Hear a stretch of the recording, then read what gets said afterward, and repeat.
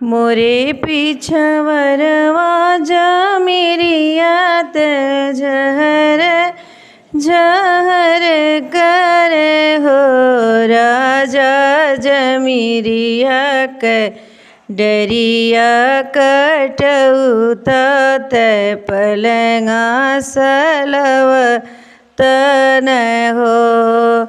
मोरे पिछवरवा जमीरियात झहर झहर करे हो राजा जमीरिया के डरिया कटऊ तय पलंगा सलवतन हो। बोलिया तई धाना बोललू बोलही नाई ही जाने लू हो रानी बिनु रे बलक के पलंगिया भयावन लागेला हो। रानी बिनु रे बलक के पलंगिया भयावन लागेला हो। रानी खोई इतनी बचनी रानी सुनले सुनही ना ही पावेली हो।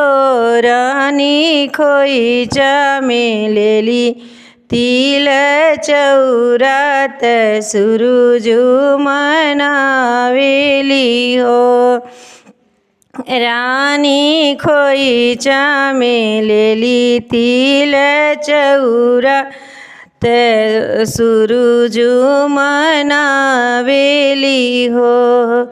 सुरुजु बोलिया के करहु विचार पुरुष बोलिया बोले ले हो।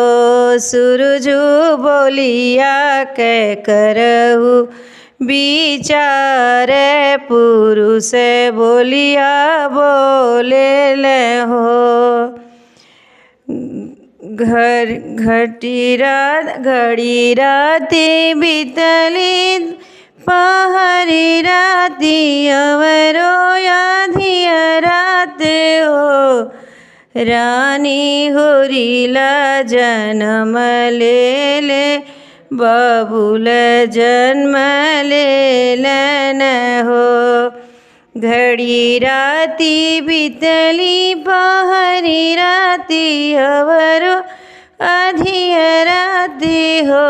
रानी रानी के होरीला जनमल बबुलत जनमेल हो।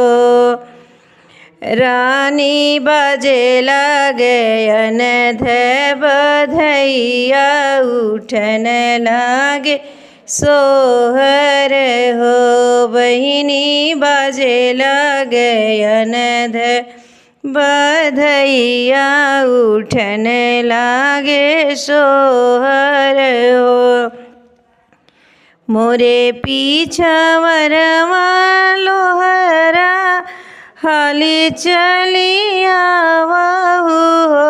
लोहरा हाली बेगे पलंगी बनाव ते बाबू के सुलाव हो। ललन लोहरा हाली बेगे पलंगी सलाव ते बाबू के सुलाव हो। किया पलंगी सुते तू हर मैया ते किया बहनिया सुते हो। राजा मोर लाल नहीं सुती हैं पलंगिया पलंगिया लेके जावहु हो। राजा मोर लाल नहीं सुती हैं पलंगिया पलंगिया लेके जावहु हो।